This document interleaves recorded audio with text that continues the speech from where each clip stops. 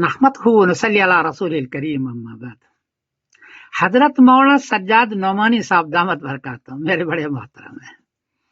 وہ Iran culture house میں تشریف لے گئے اور اس وقت جو ایران کی کارکردگی ہے مڈل ایسٹ میں اس پر شیعہ حضرات کو مبارکباد دی، ان سے ملے، ان کو تسلی دی اور ان کو سراہا.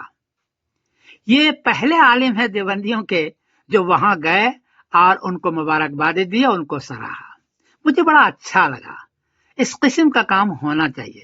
حضرت نے یوں بھی فرمایا کہ اختلاف جہاں ہے وہ تو ہے عقیدے میں اور چیزوں میں، لیکن جن چیزوں میں اتفاق ہو سکتا ہو تو ہم مل کر کے کام کریں. اس وقت دنیا اس بات کے متمنی ہے کہ شیعہ، سنی، دیوبندی، بریلوی ان چیزوں میں اتفاق کرے جن چیزوں میں اتفاق ہو سکتا ہو اور ساتھ ساتھ مل کے کام کرنا چاہیے.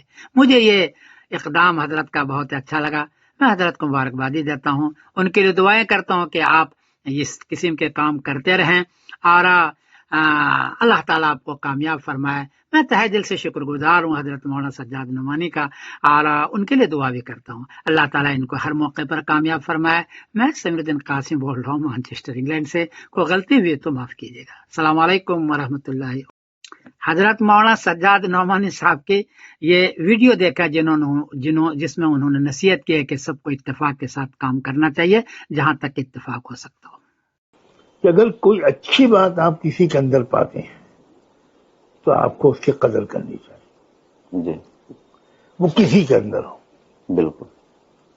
اگر آپ کا اس سے کچھ نظریات میں اختلاف ہے، آپ اختلاف رکھیے، اختلاف کو علمی اور منطقی انداز سے پیش کیجیے، ہو سکے تو ڈائیلاگ کیجیے اور اس اختلاف کی خلیج کو کم کرنے کی کوشش کیجیے. بالکل. لیکن اگر چار چیزوں میں اختلاف ہے تو دوسری چار چیزیں اگر قابل قدر ہیں جی تو ان کی قدر کیجیے. اس وقت بہت مثبت طرز فکر کی ضرورت ہے اور معتدل اور متوازن. جذباتی انداز